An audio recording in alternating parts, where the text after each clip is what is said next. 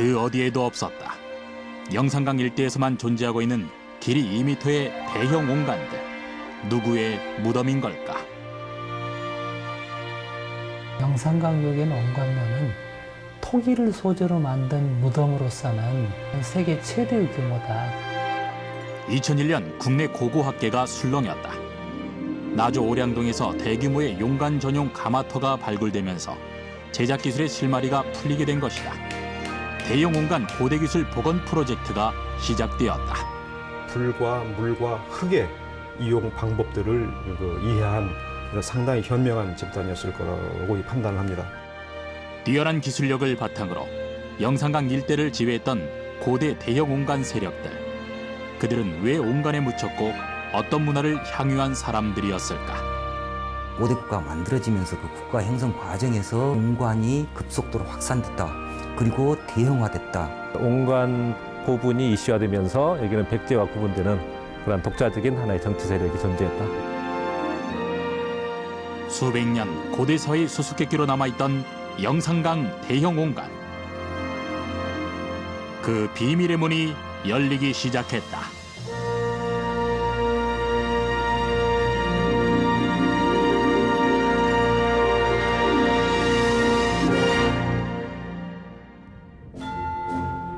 나주 반남면의 국립 나주박물관. 11월 말 개관을 앞두고 박물관이 분주하다. 속속 도착한 유물들 중에서도 조심스레 옮겨지는 것은 사람의 시신을 넣었던 옹간. 옹간의 일부분이지만 언뜻 보기에도 사람 키를 웃도는 크기다.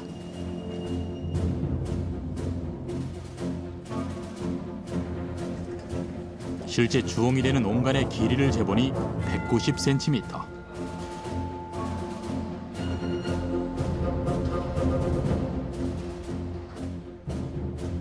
보통 사용된 주홍과 부홍을 연결하면 그 전체 길이가 2m 이상을 훌쩍 뛰어넘는 경우가 많다. 성인의 시신을 넣고도 공간이 넉넉히 남는 크기다. 옹은 토기 항아리에 사람이 죽으면 뼈를 묻었던 관이다. 옛날부터 세계 곳곳에서 사용하던 방식으로 주로 어린아이의 시체나 화장한 뼈만 추려 묻는 쇄골장의 도구였다. 한국에서도 신석기 시대부터 나타나고 있으며 청동기 시대를 지나 삼국시대에 널리 사용되었다.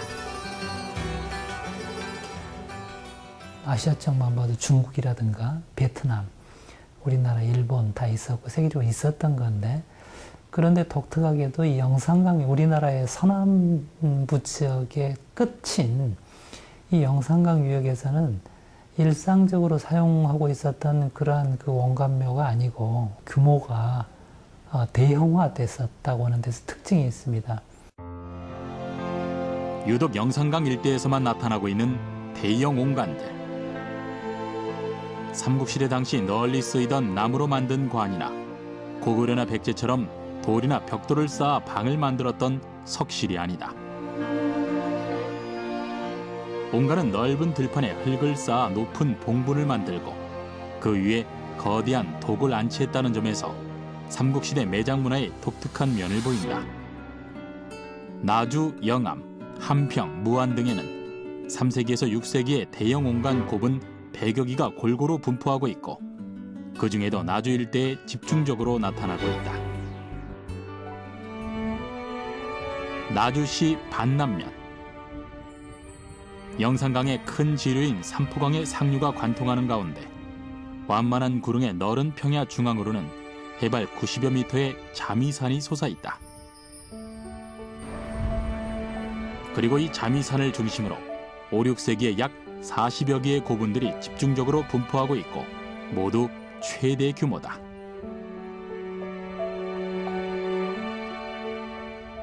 옹간 고분 사회의 중심지가 이 반남이기 때문에 이런 지배층들이 이 지역을 지키기 위한 하나의 그 성곽시설 이런 것들이 이제 같이 세트를 이루면서 나타나거든요. 그래서 이 반남에 저기 자미산이라고 하는 산이 있는데 뭐 100m가 채 안 되는 그런 산입니다만은 사방이 조망되는 굉장히 조망하기 좋은 그런 산입니다. 거기에 둘레에 산성이 형성되어 있는데 그게 바로 자미산성이에요. 당시 대영 옹간 세력은 주군위의 권위를 과시하기 위해 대형 고분을 만들었고 지배층이 조직을 강화하고 기득권을 유지하기 위해 토성을 쌓았다. 일제시대부터 시작해 10여 차례 진행된 반남 일대의 발굴 현장에서는 300여 점의 유물들이 대거 출토돼 일찍이 커다란 궁금증을 불러일으켰다. 커다란 대형 옹간 속에서는 인골과 함께 지배 세력의 중심지였음을 보여주는 화려하고 섬세한 문양의 금동관이나 금동신말, 환두대도 등이 출토되었다. 이는 다른 시대 다른 지역의 옹관에서는 없던 일이다. 영산강에 기반을 두며 이웃나라와 경쟁했던 대형 옹관 세력. 도대체 이 고분의 주인공은 누구인 걸까? 삼국시대의 중심지는 고구려의 평양이라든가 백제 부여공주라든가 신라의 경주입니다. 그런 지역하고 벗어나 있는 지역이죠. 삼국의 중심지 이외에 다양한 지역에 토착사회의 중심지들이 여러 군데가 있었고 그런 지역들을 중심으로 해서 아주 소핵사회가 아니고 여러 군데의 다핵 구조를 가진 다핵사회가 성장하고 있었던 시기가 있었다. 이런 것을 말해주는 것이죠. 영산강의 대형 옹간 사회는 백제에 통합되었던 마한 세력의 일부라는 것이 일반적인 견해다. 하지만 아쉽게도 국내 문헌에는 전혀 기록되어 있지 않아 그 실체를 파악하기가 어렵다.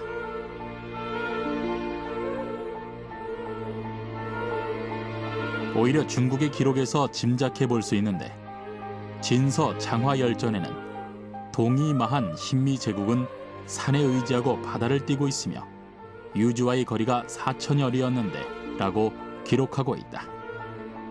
유주 4천리는 서남해안 일대와 영산강 일대에 해당하며 신미는 새롭게 두루두루란 뜻으로 여러 정치연합체를 가리킨다. 백제건국 이전에는 마한 54개 소국의 한 권역으로서 아마 10서너 개의 소국들이 자리 잡고 있었던 것으로 보입니다. 그 가운데 가장 중심적인 소국은 신미국이라고 하는 세력이고 아마 그 신미국을 중심으로 한 연합체를 형성하고 있었던 것으로 보입니다.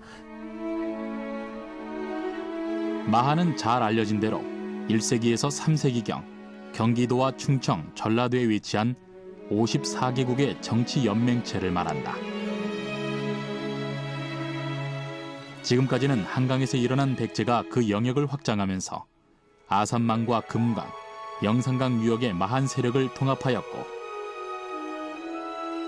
특히 4세기 근초고왕 때에 영산강 일대까지 지배했다는 것이 기존의 학설이었다. 하지만 영산강 일대에서만 6세기가 넘도록 대형 옹간들이 꾸준히 발굴되고 있고 고고학적 성과가 이루어지면서 기존과는 다른 견해들이 제기됐다. 만약에 4세기 중엽에 백제가 이 지역을 어떤 식으로든지 장악했다면 백제적인 문화 요소들이 나타나야 되고 이 지역의 토착적인 문화가 중간에 어떤 형식으로든지 단절되거나 규제되는 현상이 나타났을 겁니다. 그러나 이 지역은 고고학적으로 봤을 때 3세기대의 대형 옹관묘 사회가 단절 없이 아주 지속적으로 성장하고 있을 뿐만 아니라 1996년 우연히 발견된 나주 보감리 고분은 당시 사회의 또 다른 면을 엿보게 했다. 오랫동안 가문의 선산으로 사용돼 도굴이 되지 않아 비교적 그 원형이 잘 보존돼 있는데 이 중 가장 규모가 큰 것이 41개의 유구가 확인된 3호분이다. 무엇보다 놀라운 것은 이 고분이 3세기에서 7세기까지 무려 400여 년간 지속적으로 사용된 추가장이라는 것이다. 목관에서부터 옹관, 석실, 석곽 등 7가지 종류의 묘제가 다양하게 분포돼 있다.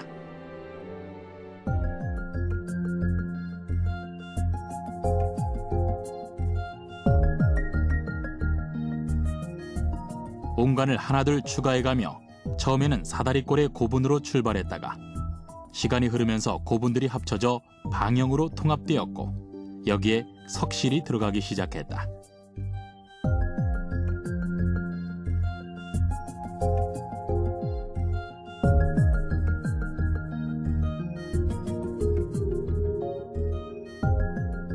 그리고 다시 시간이 흘러 무덤이 들어설 자리가 부족하자 무덤 위에 흙을 쌓아 새로운 공간을 만들어 매장 시설들을 추가해 나가는 이른바 아파트 형식의 무덤이었다. 특히 삼업은 석실묘에서 4개의 옹관이 출토되면서 큰 관심을 끌었다. 석실은 백제의 대표적인 묘제이기 때문이다.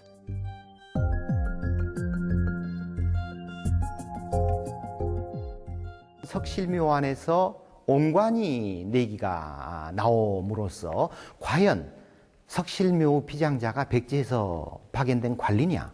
그럴 가능성보다는 기존 옹관을 썼던 토착 세력자일 가능성이 높다 하는 쪽으로 선회하게 됐고, 그래서 이 지역 석실에 대한 보다 본격적인 분석이 이루어졌는데, 그 결과 이 지역의 석실들은 5세기 말 6세기 초경에는 백제하고는 무관한 석실이고, 백제하고 관련된 석실은 6세기 중엽경부터 보급되기 시작했다. 도감리 3호분의 석실묘는 백제와는 다른 형태였다.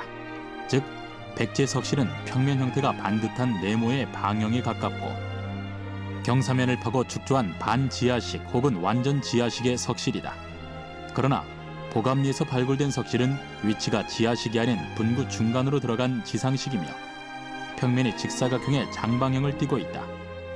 이와 같은 차이는 단순한 지역적인 차이라든가 시기적인 차이라고 보기는 어렵고 문화 계통을 달리하는 아주 본질적인 차이가 있는 것입니다. 묘제에 있어서 다를 뿐만 아니라 유물에 있어서도 삼족토기와 같은 백제의 문물이 전혀 두루질 못하고 있습니다.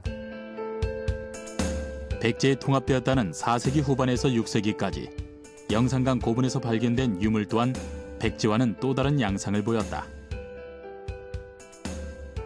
중간에 구멍이 뚫린 유공 광구 소호나 독이 달린 토기인 양이호 등은 백제에서는 나타나지 않는 이곳만의 특이한 토기였다.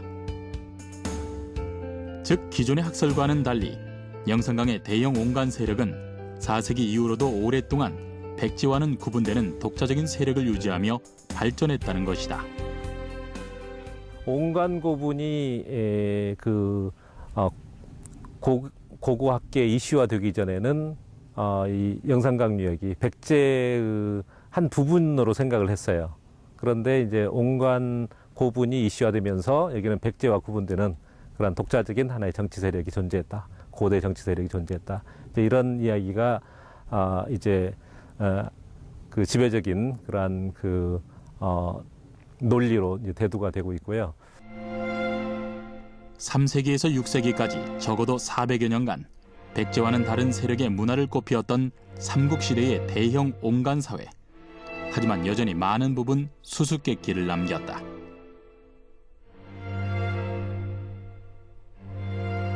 대형 옹관을 만들었다는 것은 기술적인 문제가 따라야 하는 것. 그들은 왜 옹관을 선택했고 어떻게 가능했던 걸까? 국립나주문화재연구소. 최근 발굴된 옹관의 파편들을 맞추는 작업이 이루어지고 있다. 이곳에서는 각 기관의 협력하에 지난 2008년부터 지금까지 대형 옹관 제작기술 복원 프로젝트를 추진하고 있다. 오랫동안 의문에 쌓여있던 대형 옹관의 제작 기술을 밝혀내고자 한 것이다.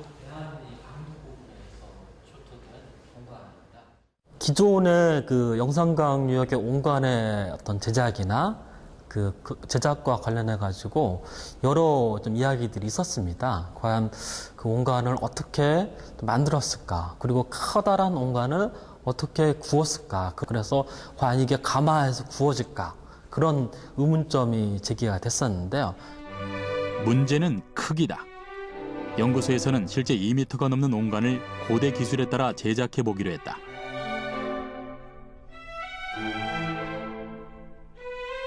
온간의 3차원 영상과 CT 촬영 등을 통해 흙을 빚을 때 손으로 누른 점토띠의 흔적을 확인할 수 있었다. 한꺼번에 점토를 쌓아 올린 것이 아니라 일정 정도의 건조 과정을 거쳤다는 것이다. 이를 바탕으로 흙과 물, 불의 온도 등을 달리해 4차례에 걸쳐 실험이 이루어졌다. 가장 어려웠던 점은 온관 자체가 무게가 100kg 내지 300kg 되기 때문에 상당히 무겁기 때문에 그거를 성형하는 것도 상당히 어렵고요. 만드는 과정에서 균열이 되거나 온관이 그대로 주저앉는 그런 문제도 초기에는 발생을 했습니다. 실제 온관은 어떻게 만들어질까? 나주문화재연구소에서는 이연배 옹기장과 함께 수차례에 걸쳐 성형을 시도했다. 먼저 준비된 흙을 가지고 가래떡 모양의 질가래를 만드는데 이때 흙은 기본적으로 영산강 일대의 점성이 높은 2차 퇴적 점토를 사용한다.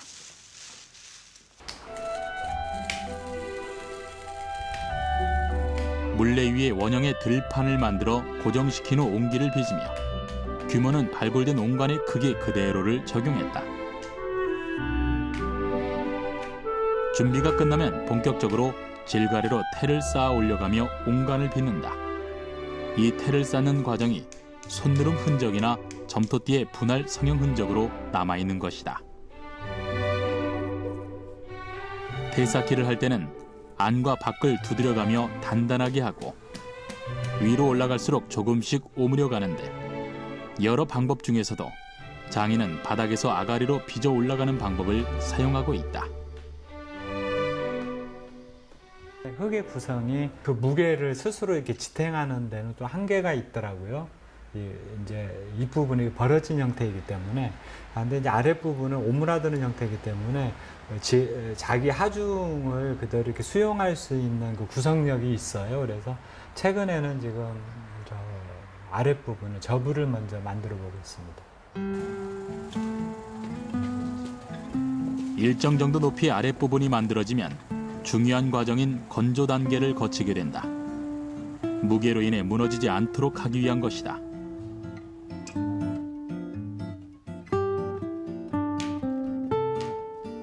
건조가 끝나면 다시 물레에 올려놓고 태쌓기를 하며 이어붙이는데 점토띠는 보통 3단에서 4단 정도 쌓은 후에 눌러 접합력을 강화하였고 탄알은 전체 기물이 완성된 후가 아니라 태쌓기 과정 속에서 이루어진다. 비교적 단순한 과정이지만 그 크기로 인해 오랜 시간과 노력이 필요했고 과정 하나하나 다양한 방법들이 시도되었다. 그리고 제작 과정에서 무엇보다 까다로운 것은 흙이었다. 흙이라는 게 특별히 따로 딱 정해져 있는 거 아니에요. 결국은 저희가 작업성을 생각하는 거잖아요. 그래서 항아리를 손쉽게 만들 수 있는 상태의 흙은 아니에요. 주홍과 부홍의 모습을 나타낸 대형 온관. 어떤 흙들이 적합한 걸까? 공주대학교 이찬희 교수 연구팀은 대형 온관에 쓰인 흙을 분석하고 있다. 실제 온관 유물들입니다. 나주 영산강 유역에 있는 이런 그 온관들은 어떤 재료를 가지고 어떤 제작 기법을 통해서 만들었을 것이다. 이것을 우리가 지금 그 과학적으로 밝혀가는 이런 연구들을 하고 있는 겁니다.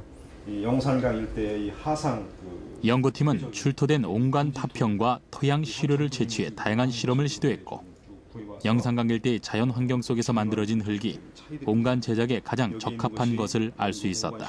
단면을 관찰하기 위해서 만드는 것들이고 나주 그 영산강 일대는 다른 지역에 비해서 아주 상당히 넓은 평야가 형성이 되어 있는 장소입니다. 그리고 다른 그 수계에 비해서 상당히 공유하면서 많은 그 하상 퇴적물을 만들 수 있는 지역이기도 하고 아무래도 이 다른 지역에 비해서 화강암 풍화토 또는 이런 퇴적 점질토들이 쉽게 이 수급이 가능했었던 이런 지역이 아닌가. 구체적으로 흙의 배합을 알아내기 위해 36개 대형 온관 고분 유적지에 400여 개의 시료를 모아 흙을 분석하고 성형 방법과 소성 조건들을 분석했다. 그리고 유적지가 분포된 영산강 일대의 점토를 체계적으로 수급해 다양한 배합을 시도했고, 이를 다시 온간 시류와 비교 분석함으로써 양자 간의 동질성을 연구했다. 대형 온관에 사용된 흙은 그 유적지 인근의 그 하상 퇴적지와 그 화강암 풍화지대의 그 구릉지 토양 및 그 비짐이 혼합된 그런 특성을 가진 것으로 이제 확인이 되었고요. 그 대형 온관에 이제 사용된 그 흙 같은 경우에 기본적으로 약 20% 가량의 그 석영과 장석의 그 비짐이 혼합된 특징이 있습니다. 보통 점토와 비짐의 비율이 8대2가 적합했다. 비짐은 부드러운 점토와 달리 굵고 작은 알갱이의 사립으로 온관의 뼈대 역할을 하기 때문에 일반 온기와 다른 대형 온관에서 가장 중요한 역할을 한다. 온관에 비해서 상당히 큰 거를 확인할 수가 있고, 그 석영이나 장석 외에도 이런 발굴된 온관 파편들에서도 적절한 양의 비짐이 들어있는 것을 알 수 있다. 비짐들은 이제 첨가가 됐을 때 이제 다량의 공국들을 또 만들어 줍니다. 이러한 공국들은 이제 간접적으로는 온관의 전체적인 무게를 감소시키고 또 물성을 유지할 수 있는 그런 역할을 했을 것으로 이제 판단이 됩니다. 그래서 이러한 원료 배합은 그 대형 온관의 두꺼운 기벽을 유지하면서도 그 소성과 그 건조 과정에서 나타날 수 있는 그런 결함 발생 가능성을 낮춰주는 그런 역할을 했을 것으로 이제 판단을 하고 있습니다. 과학시설이 발달하지 않은 그 옛날, 사람들은 오랜 시행착오를 거쳐 적절한 흙의 배합을 찾았고, 이는 흙을 다루는 절대적인 기술을 필요로 하는 일이었을 것이다. 불과 물 그리고 흙의 그 이용에 관해서는 지금도 흉내내기 어려울 만큼 최고의 하이테크를 만들었다고 생각합니다. 이것은 그 하루 이틀 사이에 만들어진 것이 아니라 아주 굉장한 시행착오와 경험 속에서 터득한 그들 나름대로의 기술력이 그런 그 온관을 만들었을 것이라고 생각합니다. 이렇듯 오랫동안 베일에 쌓여있던 온관 제작의 비밀을 풀 수 있었던 것은 오량동 묘지가 발견되면서부터다. 자, 지금 이거 올라오다 보니까 이렇게 온관편들이 바닥에 널려 있지 않습니까? 이런 것들이 이제 이 일대에서 만들어지던 그 온관들 중에 이제 실패한 제품들입니다. 실패한 제품들 주변에 이제 다 버렸기 때문에 그 버린 그 온관편들이 이렇게 주변에 산재해 있는 그런 그 상황입니다. 2001년 처음 발견된 오량동 유적은 대형 온관을 굽던 가마터로 온관 고분 유적에서는 유일하면서도 거대한 규모다. 발굴 과정에서 수많은 온관 파편들과 토기 조각들이 발견되었는데 총 60기의 가마가 확인되었고 21기의 가마가 발굴 조사됐다. 대부분 5세기 중엽에서 6세기 중엽의 특징을 갖는 U자형 대형 온관이었다. 지금 확인한 곳은 일부에 불과하거든요. 만약에 이 구릉 전체를 확인했을 때는 훨씬 그 수가 늘어나겠죠. 한 100여 개 이상이 된 걸로 그렇게 추정이 되거든요. 그래서 그 온관들을 여기서 아마 점토를 제작을 해서 그래서 온관을 굽고 거기서 이제 나온 제품을 각 지역의 고분으로 공급하는 그런 이른바 요즘으로 말하면 국가 산업단지랄까요? 그런 역할을 했던 그런 그 지역으로 그렇게 보입니다. 오량동 가마터는 지금도 전체적인 발굴이 미완성인 상태다. 전문가들은 그 규모를 봤을 때 당시 적어도 500여 개의 온관을 생산했을 것으로 추정한다. 이는 전남 지역에 조성된 대형 온관 곱은 87개소 480여 기와 버금가는 수치로 영산강 일대 고분에 충분히 공급할 수 있는 양이다. 특히 주목할 점은 가마터가 온관 곱은 축조 집단의 중심부에 위치하고 있다는 점이다. 지금은 논으로 개간되었으나 과거에는 유적 앞으로 소하천이 흘러 강을 이용한 이동을 짐작해야 한다. 오량동 유적에서 이 영산강 유적 전역으로 그리고 이제 서해안을 따라서 이 일대에 퍼지게 되는데 이 퍼지는 과정을 생각을 해보면 일단은 가장 먼저 추측할 수 있는 게 수로 이동입니다. 영산강이라는 게 근대까지만 해도 이 중류 지역에 영산포라고 하는 도시가 있습니다만 그곳까지 배가 들어왔다는 그런 여러 가지 활동들이 있었습니다. 도로가 발달하지 않았던 시절 오량동 가마터에서 만들어진 대형 온관은 영산강 강줄기를 따라 배나 뗏목에 실어 인근 지역의 무덤으로 운반됐다. 실제 수로를 이용한 대형 온관의 이동 경로를 파악할 수 있는데 오량동 유적지를 중심으로 반경 5km 내에는 나주 보감리와 영동리 고분 등이 분포하고 10km 내로는 반남 일대의 고분이, 그리고 20km 이내는 한평과 무안, 영암의 고분군들이 존재한다.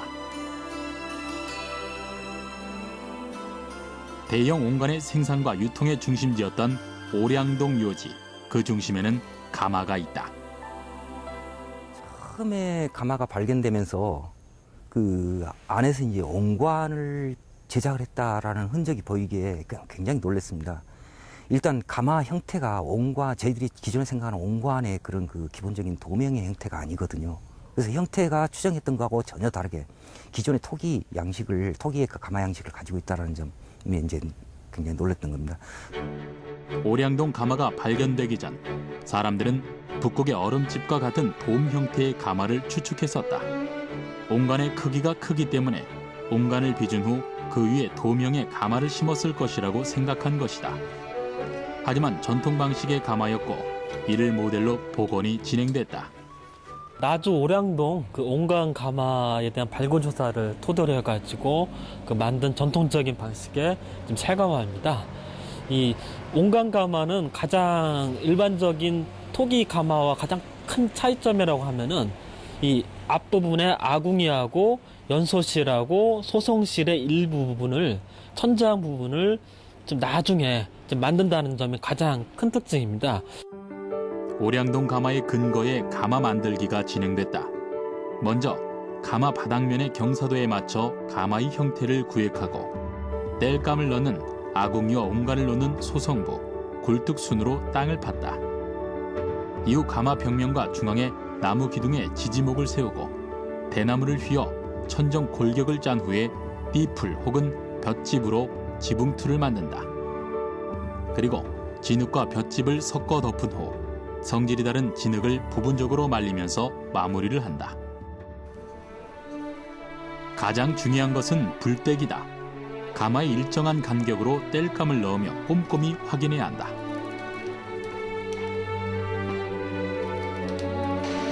보통 3, 4일이 걸리는 작업으로 무엇보다 불을 다루는 기술이 중요하다. 불을 피울 때는 100도씨, 타오르게 할 때는 100에서 600도씨, 그리고 검은 연기가 나도록 큰 불은 600도씨 이상으로 온도를 높여야 한다. 옹간이 크다 보니까, 기물이 크다 보니까 가마가 기형적으로 이렇게 높잖아요. 그래서 이제 불을 조절하는 거가 좀 이제 어려움이 있어요. 그래서 불 때는 형식을 조금씩 이렇게 달리 해보고 있습니다. 가마의 아궁이와 굴뚝을 막으면 가마의 내부가 서서히 식는다. 일주일 후 가마 내부의 온도가 100도씨 정도로 유지될 즈음 아궁이와 굴뚝을 뜯어내고 옹간을 꺼낸다. 다른 토기와 달리 옹간이 크기 때문에 천정의 일부까지 뜯어내야 하는데 이때 7, 80도에 이르는 내부 온도로 인해 여전히 뜨겁고 옹간의 무게가 300에서 500kg으로 상당히 무겁기 때문에 주의를 요해야 한다. 이렇듯 만들기 힘든 대형 옹간은 특정 계층의 전유물이었다. 그런데 왜 옹간이었을까?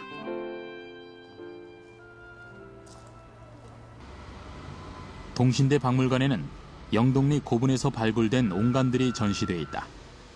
2006년에 발굴이 시작된 영동리 고분에서는 26기의 옹간이 출토되었는데 3세기에서 4, 5세기의 옹간들이 고루 분포돼 옹간의 변화를 한눈에 살펴볼 수 있게 했다.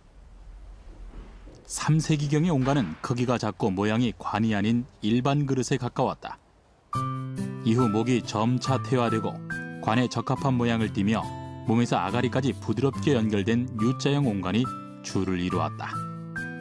이런 변화에서 보듯 대형 옹간은 어느 날 갑자기 등장한 것이 아니다. 지금 현재 그 여러 가지 옹관이 있습니다만 그 중에서 지금 영동리 고분에서 출토된 옹관이 지금 앞에 보시는 이 옹관하고요. 지금 윗부분은 사라졌습니다만은 그 어깨 부분부터 시작해서 아주 좁게 이렇게 좁혀들다가요. 그 목 부분에서 넓게 벌어지기다 이제 아가리는 거의 수평에 이르는 이런 형태의 옹관이 그 초기 옹관입니다. 그래서 그 풍납토성에서 나오는 옹관하고 동일한 형태이거든요. 영산강 일대에 등장한 초기 옹간은 제사에 쓰이던 옹기. 그 중에서도 크기가 큰 대옹에서 출발했다. 특히 한성 백제 시대의 풍납토성에서 발굴된 대옹인 경당지구의 101호 유구를 보면 영동리 고분의 초기 옹간과 비슷하다. 이는 제사와 관련된 유구로서 의례적 행위가 결합된 것이었다. 또한 중국에서 건너온 시유도기가 풍납토성을 거쳐 영산강 고분에서 나타나고 있다. 서울에서 남쪽으로 내려오면서 저장용기가 매장용기로 전환되며 점점 대형화된 것이다. 무덤에 묻힌 이들에게 이는 무엇을 의미한 걸까? 한성 백제에서 제사 의례로 사용되던 것을 일종의 이쪽에서는 어떤 상징적인 제사라고 하는 상징적인 것을 이 돌아가신 분 피장자가 가지고 가게 됩니다. 즉 사후세계로요. 그럼으로써 지금 이 생전에 있는 그 현실 세계에서는 거기에 대한 그 경외감을 느낄 수 있는, 즉 굉장히 무덤으로서의 그 가치보다는 일종의 그 위계 상징으로서의 가치를 훨씬 그 의미를 두고 있는 것입니다. 위계 질서는 고분을 통해서도 극명하게 나타난다. 지름 10m 이상의 대형 봉분이 위치한 영동리 고분. 여러모로 1.5km 거리에 위치한 보감리 고분과 비교되는 고분으로 보감리 고분처럼 아파트형의 추가장 형태를 띠고 있다.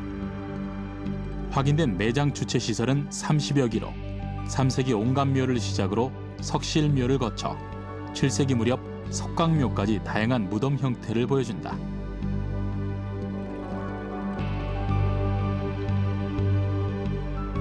특히 발굴 당시 영동리에서는 각기 다른 무덤에서 20개체의 인골이 출토됐는데 DNA 분석 결과 전부 가족인 것으로 밝혀졌다.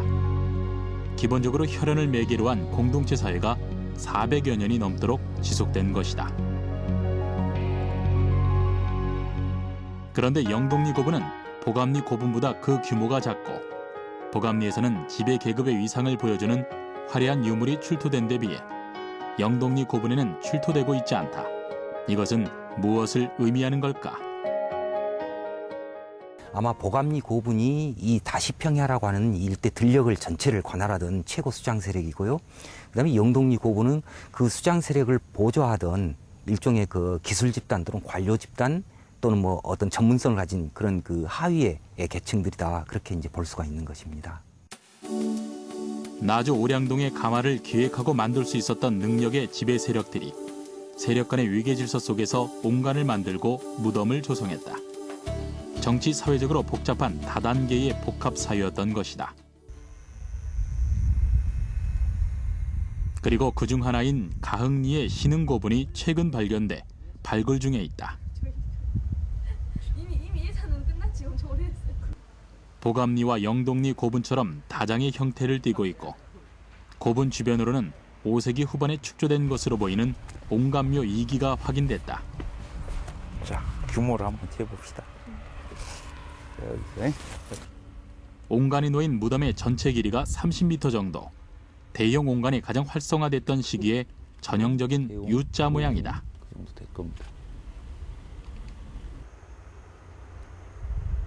이게 그냥 고분이었으면 획격이 좀 있는데 이게 전형적인 U자 형태로 띄고 있는 전용 옹간을 사용했습니다. 그래서 대옹과 소옹의 길이는 대략 한 130cm 정도를 이렇게 규모가 비슷한 것을 이렇게 확보를 시켰고, 이걸 안치하기 위한 굴광의 규모는 한 300cm 정도 이렇게 하고 넓이를 한 120 정도로 해가지고 이렇게 굴광을 판 이후에 이제 옹간을 안치해서 매납을 했던 것으로 보입니다.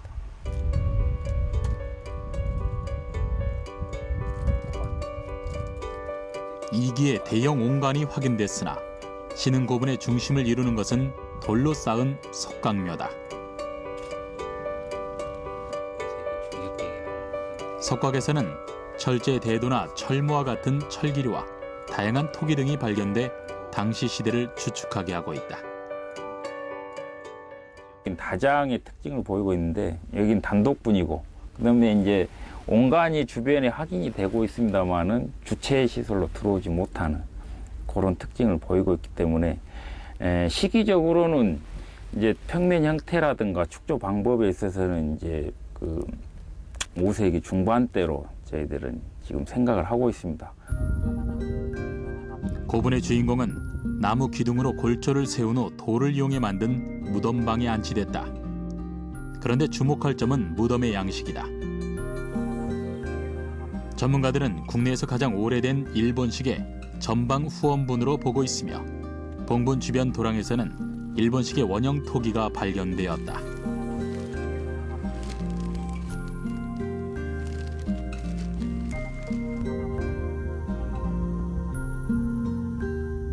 전체적으로 조사를 해봤더니 그 매장 주체 시설은 지금 보시는 이 석곽으로 이렇게 확인이 됐고, 분형은 아직 전체적으로 드러나지는 않았지만 저희 조사단에서는 전방 후원분일 가능성이 유력하다라고 생각을 하고 있습니다.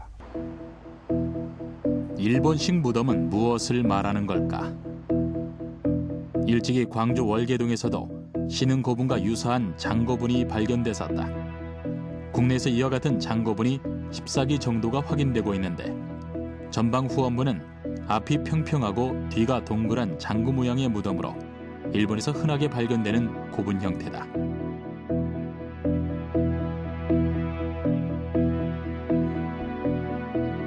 또한 고분 주위를 원형 토기로 장식한다는 점이 특징이다. 이는 바닥이 없는 토기로 담기 위한 그릇이 아니라 장식을 위한 그릇, 즉 무덤 장식에 쓰인 그릇이었다.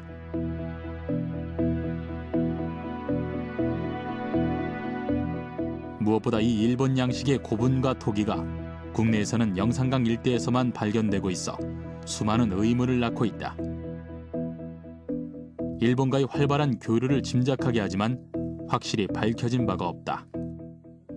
이 지역에서만 일본식 고분이 발견된다고 하는 사실은 그 시기 동안 영산강 유역이 백제의 지배를 받지 않았기 때문에 나타날 수 있는 일이었을 것이다. 그래서 이 지역과 백제하고 관계를 뒷받침해주는 새로운 자료라고 할 수가 있겠지만, 여전히 핵심 문제는 그 피장자가 누구고 어떤 역사적 배경에서 이곳에 만들어졌던 것인가 하는 문제, 이게 중요한 문제로 남아 있습니다.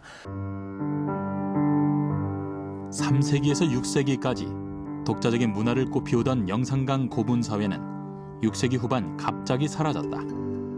백제식의 석실묘가 들어서며 강력한 고대 사회로 성장하지 못한 것이다.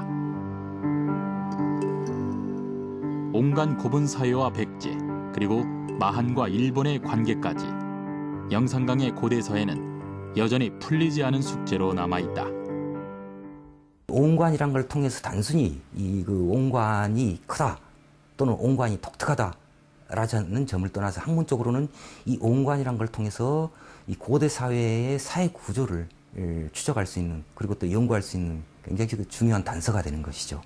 온관묘에서 주도된 자료들을 잘 모으고 잘 보존하고 전승하는 것도 중요하고, 또 온관묘를 만든 사람들의 단계에서의 문화 수준이라든가 의식세계라든가 내세관이라든가 이런 것들에 대한 그 연구에까지 좀 연구의 깊이가 깊어지고 연구의 외연이 넓혀져야 될 필요가 있지 않겠는가, 이런 생각을 합니다.